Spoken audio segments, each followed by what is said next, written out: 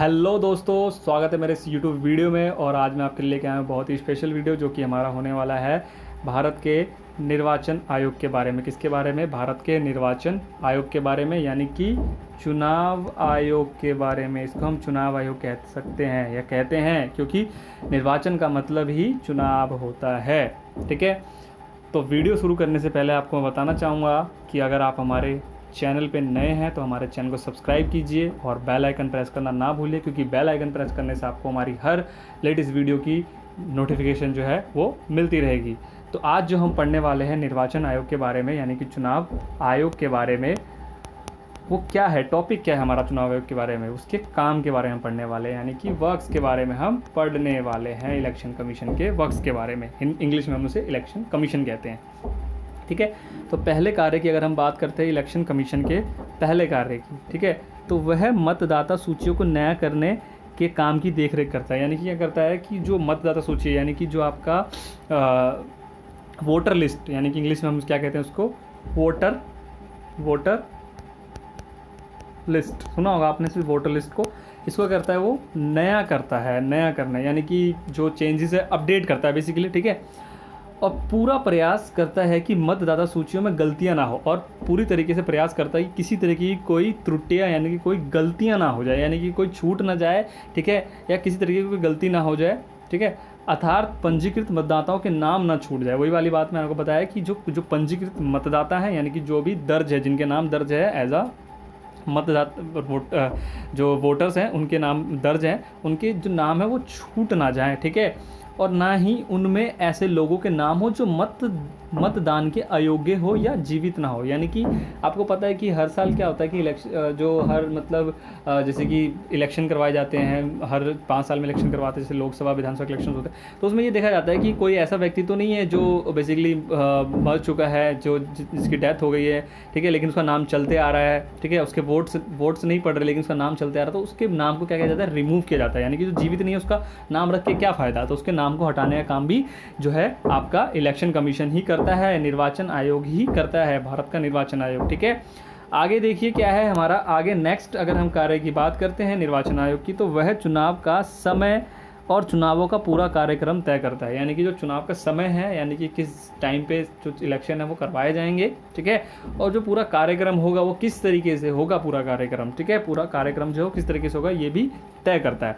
इस कार्यक्रम में निम्नलिखित बातों का उल्लेख होता है। यानी कि जो ये कार्य होता है, जो कार्यक्रम पूरा बनाया जाता है, उसमें किस किस बातों को ध्यान रखा जाता है। तो पहला है चुनाव की अधिघोषणा, यानी कि बताया जाता है कि चुनाव जो है फलाना मंथ में कंडक्ट किए जाएंगे। नामांकन की प्रक्रिया की जाती है। नामांकन का मतलब होता है कि जो इलेक्शन में खड़े होने वाले हैं उनको उनकी जो नामांकन है उसकी प्रक्रिया शुरू की जाती है। यानी कि उनका नाम दर्ज किया जाता है कि ये पर्सन जो है इस एरिया से इलेक्ट एज अ रिप्रेजेंटेटिव जो है वो खड़े हो रहे हैं।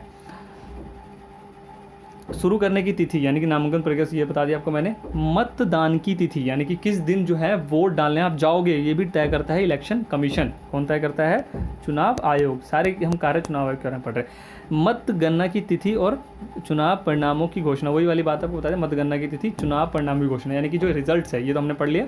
चुनाव परिणाम यानी कि जो रिजल्ट्स आएंगे वो कौन तय करता है?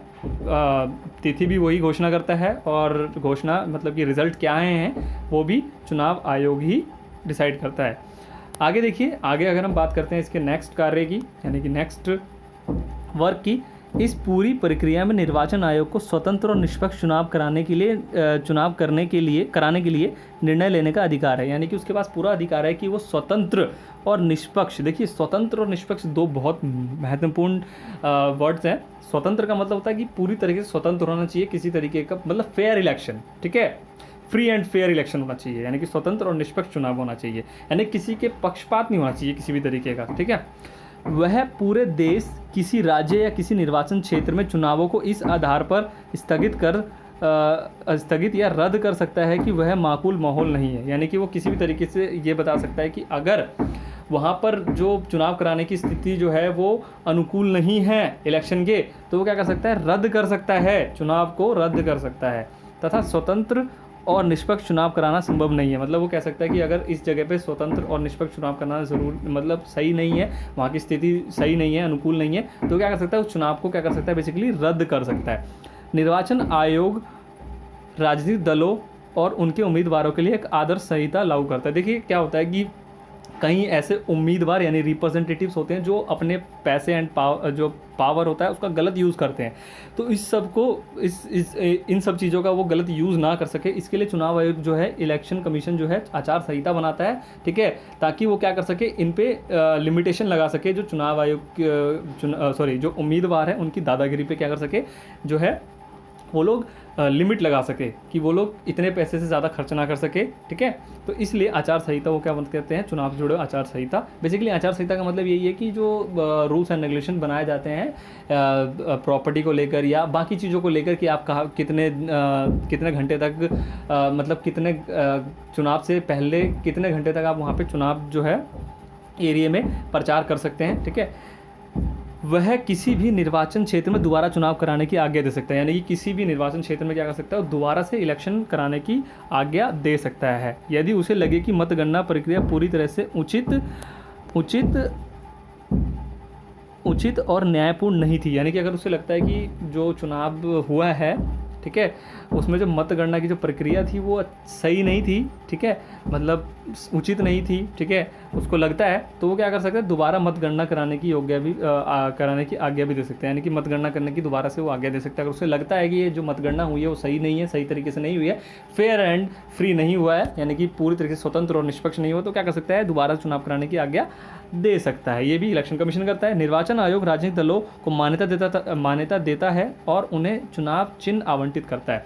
यानी कि जो राजनीतिक दल है उनको मान्यता देने का काम भी निर्वाचन आयोग करता है, चुनाव आयोग ही करता है, और साथ ही साथ उन्हें चुनाव चिन्ह भी आवंटित करता है। जैसे आपने देखा होगा अलग अलग चुनाव चिन्ह होते हैं, जैसे बीजेपी का कमल है, कांग्रेस का हाथ है, उसी तरह ये जो चिन्ह है ये कौन प्रोवाइड करता है, बेसिकली हमारा निर्वाचन आयोग ही करता है। ये कार्य भी चुनाव आयोग को ही दिया गया है, और साथ ही साथ राजनीतिक दलों को मान्यता भी चुनाव आयोग ही देता है कि वो स्टेट लेवल मतलब जो कह सकते हो कि वो एक बड़ी पार्टी है, छोटी पार्टी है, मतलब कैसे डिसाइड किया जाता है, ये चुनाव आयोग ही डिसाइड करता है, ठीक है।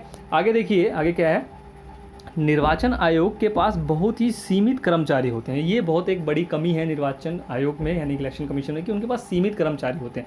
वैसे खास नीड नहीं होती, लेकिन जब इलेक्शन करवाया जाता है तो बहुत सारे कर्मचारियों की नीड होती है, यानी कि बहुत सारे ऑफिसर्स की नीड होती है। तो वो क्या करते हैं, वह प्रशासनिक मशीनरी की मदद से चुनाव कराता है। तो क्या करता है, प्रशासनिक मशीनरी का यूज़ करता है और चुनाव को कंडक्ट करता है।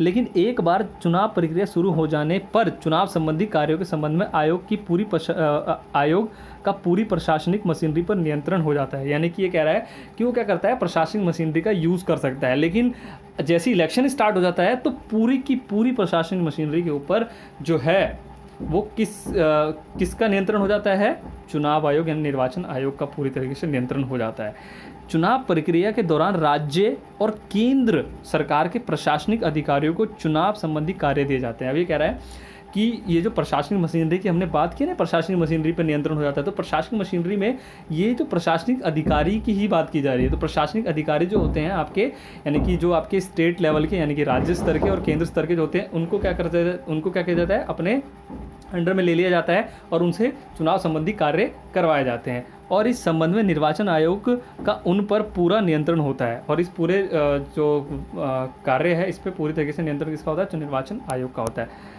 देखिए आगे क्या है, निर्वाचन आयोग इन अधिकारियों का तबादला कर सकता है या उनके तबादले को रोक सकता है। यानी कि निर्वाचन आयोग क्या कर सकता है, इनका जो उनके ऊपर पूरी तरीके से नियंत्रण आ जाता है तो उस टाइम पे वो क्या कर सकता है, इनका तबादला भी कर सकता है, ट्रांसफ़र भी कर सकता है, इनको दूसरी जगह भी भेज सकता है, और साथ ही साथ उनके तबादले को रोक भी सकता है। कौन, चुनाव आयोग। ये बहुत बड़ा इंपॉर्टेंट कार्य है चुनाव आयोग का, ठीक है। अधिकारी निष्पक्ष ढंग से काम करने में विफल रहे तो आयोग उनके विरुद्ध कार्यवाही भी कर सकता है। अगर कोई अधिकारी जो है, जो भी जो ऑफिसर्स इलेक्ट किए गए हैं चुनाव को कराने के लिए, अगर वो विफल रहता है, यानी कि अनसक्सेसफुल रहता है अपने कार्य को करने में, तो क्या कर सकते हैं, जो जिनको चुना गया था उनके विरुद्ध कार्यवाही भी कर सकते हैं। यानी कि जो एडमिनिस्ट्रेटिव जो ऑफिसर है, यानी कि जो प्रशासनिक अधिकारी है, उसके खिलाफ, जो प्रशासनिक अधिकारी उसके खिलाफ क्या किया जा सकता है, एक्शन भी लिया जा सकता है चुनाव आयोग के द्वारा।